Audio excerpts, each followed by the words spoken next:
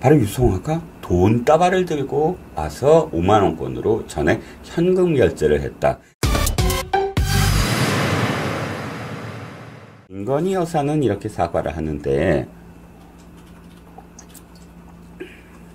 그렇다면 김정숙 전 대통령 영부인, 그 김정숙은 사과가 아니라 소환이겠죠. 소환, 아까 제대로 된 어떤 소환을 하고 제대로 된 수사를 받아야 되겠죠. 한 번도 수사를 제대로 받지 않는 어떤 상태이니까요. 그래서 김정숙과 관련해서는 이렇게 기사가 이미 나왔습니다. 즉, 경찰이 김정숙 여사 옷값 의혹과 관련돼서 의상실 관계자를 소환해서 수천만 원의 현금 결제를 확인했다고 하는 것이지요. 지금 누구를 불렀느냐? 경찰이. 이 경찰이 왜 불렀냐면 사실 검찰에 그 고발한 게 아니고 경찰에 당시에 고발장을 냈어요. 시민단체가. 그래서 지금 김정숙의 옷값을 소상히 밝혀라. 그 혹시나 국고로 손실한 거 아니냐? 특활비를 쓴 거 아니냐? 경호처에 특활비를 쓴 거 아니냐? 그렇다면 나라의 어떤 세금을 축냈다. 국고 손실이고 또 배임죄도 해당이 된다. 그러니까 해야 될 의무가 없는 일에 대해서 하지 않아도 될 일에 대해서 그것을 강요한 혐의, 이게 이제 배임 혐의겠죠. 그래서 배임 혐의와 그 다음에 횡령 혐의, 국고 손실 혐의, 뭐 이런 것들을 총 집약해서 지금 수사를 벌이려고 하는 것이고요. 이 수사를 이제 제대로 하게 되면 사실상 더 많은 것들이 이제 튀어나오게 될 겁니다. 왜냐하면 검찰이 지금 이상직위가 이 문다혜 부부에게 특혜를 줬잖아요. 중진공 사장일 때 중진공 직원들을 동원해서 아파트도 저렴하게 뭐 구입할 수 있게 해주고, 타이에서요, 타이 스타젯 항공에 취직시켜주고, 이런 그 상황들이 이어지지 않았습니까? 그러니까 검찰이 그때 이제 수사를 하기 시작해요. 그래서 계좌를 다 추적합니다. 혹시나 이렇게 불법적으로 우회해서 제3자 뇌물죄처럼 이상직에게는 공천을 주고 대신 이상직이는 공천을 준 사람의 딸과 사위를 보살펴주는, 서로 그러니까 대가로서 보살펴주는 그런 그 제3자 뇌물죄에 해당되는 것을 지금 수사를 하고 있었는데, 계좌를 들여다보다가 이게 뭐야? 한 겁니다. 이게 뭐야가 바로 양이네스, 그 다음에 유송화, 뭐 이런 사람들의 이름이 나오고, 이 사람들이 바로 돈을 문다혜에게 보낸 것이지요. 그런데 알고 봤더니 이 두 사람의 관계가 묘합니다. 이 두 사람은 똑같이 김정숙의 옷과 관련된 사람들이라는 거지요. 그러니까 김정숙의 옷과 관련된 사람들이 문다혜에게 돈을 보냈다.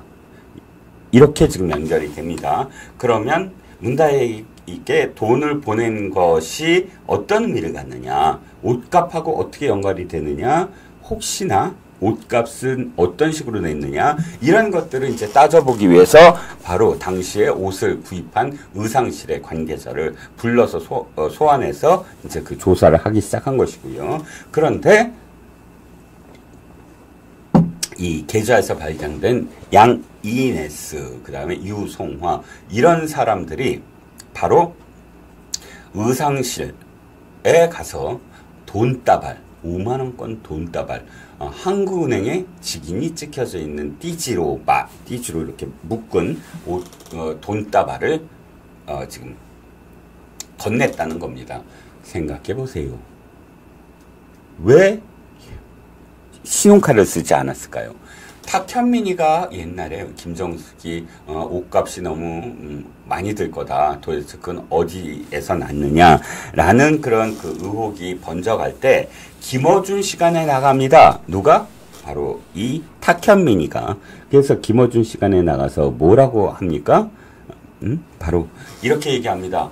김정숙의 옷값은 전부 다 사비로 낸 거다. 김정숙 호주머니에서 나온 거다. 그리고 두 번째, 이 김정숙의 옷값은 다 카드로 냈다. 이렇게 얘기합니다. 그런데 말입니다.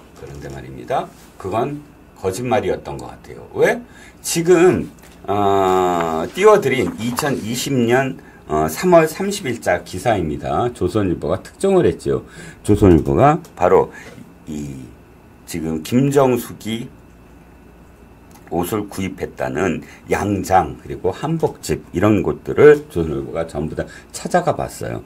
그랬더니 무형문화재 김혜자 선생의 누비장이 그러니까 누비로 이렇게 해서 두루마기 같은 걸 만드는 그 누비장이 조선닷컴에 이렇게 증언을 하는 겁니다.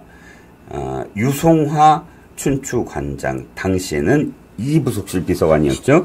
즉 김정숙을 맡고 있는 김정숙의 뭐 스케줄 관리라든지 이런 것들을 맡고 있는 이 비서관은 아까 이 부속실의 비서관이었는데요. 바로 유송화가 돈다발을 들고 와서 5만 원권으로 전액 현금 결제를 했다.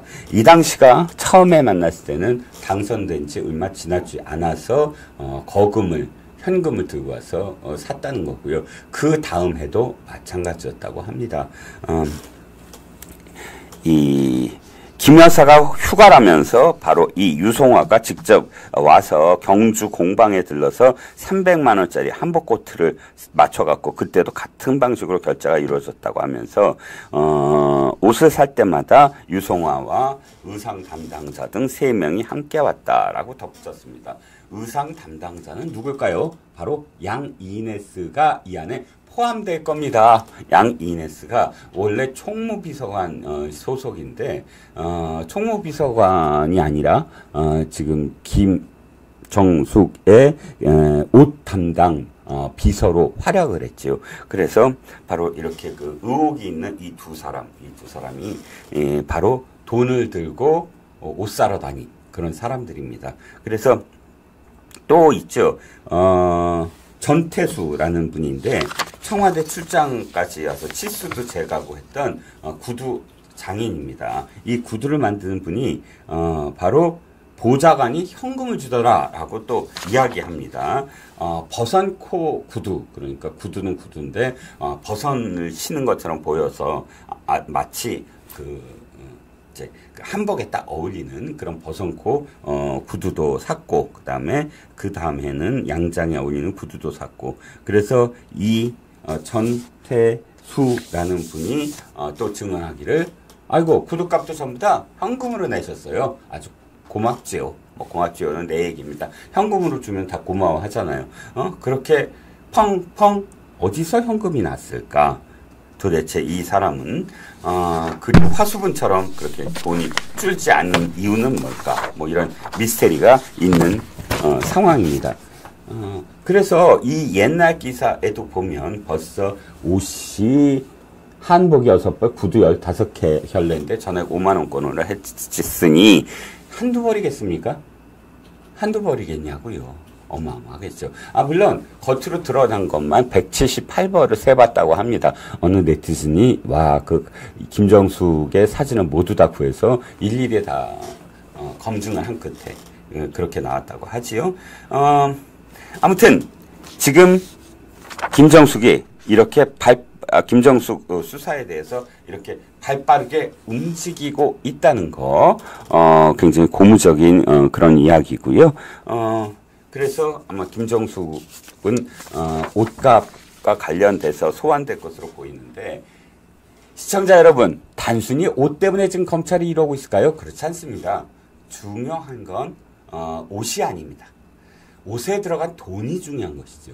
옷에 들어간 돈 5만 원짜리 관봉권이 중요하지요. 그게 어디서 났느냐는 겁니다. 지금까지도 김정숙은 입을 다물고 있습니다.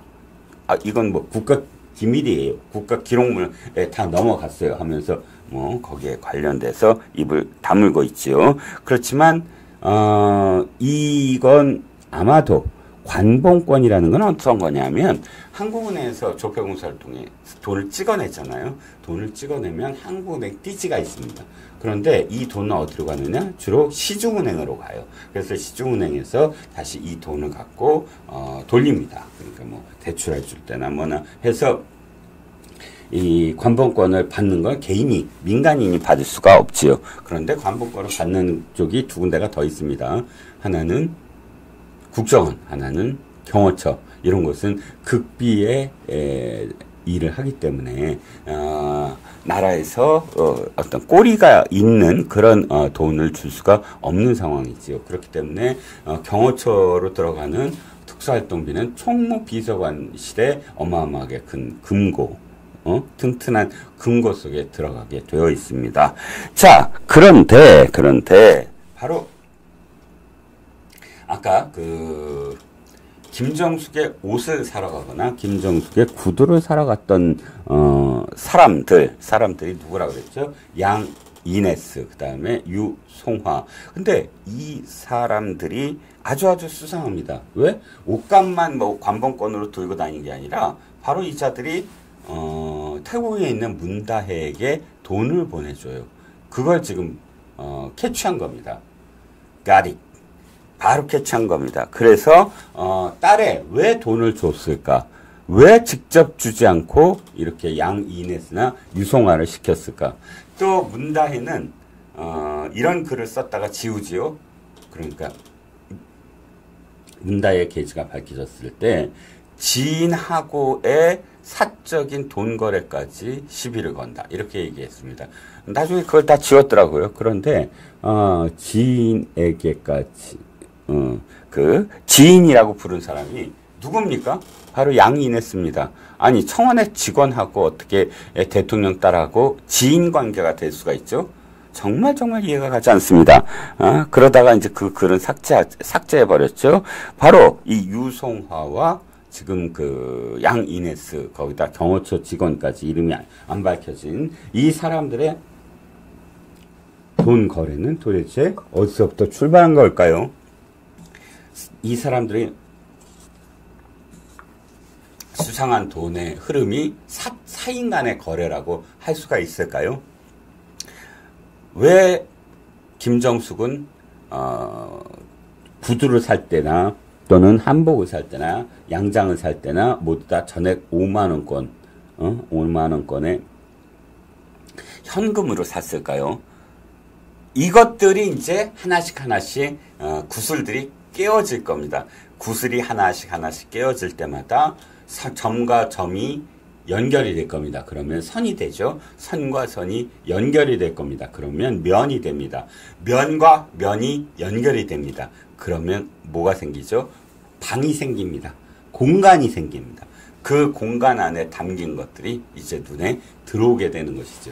그러니까 지금 문다혜에게 모든 것을 다 바친 그런 정황이 드러날 수가 있다는 겁니다. 저는 이 문재인이라는 사람도 딸 때문에 망할 거다, 아들 때문에 망할 거다라는 생각이 많이 들었습니다. 아들 때문에 망한 사람 참 많습니다.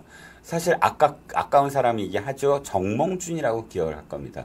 정몽준도 아들 때문에 사실은 더 선거를 치르지 못하고 정치인의 인생을 끝냈지요.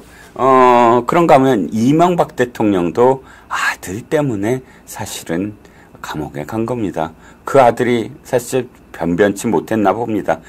굳이 다스에 그런 어떤 사장이 되게 만들거나 뭐 이런 굳이 그렇게 아들을 거기다 보냈어야 했는지 참 한심무쌍한데 문재인 대통령의 딸도 역시 마찬가지로 보입니다. 문재인과 김정숙은 이 딸을 위해서 별의별 짓을 다 하지요. 그러니까 양산 책방의 도메인이 있지 않습니까? 그것도 문다혜 이름으로 놓더라고요. 여차직하면 문다혜가 어떤 수익을 전부 다 독차지하게 만들어 주려고 아마 했을 겁니다.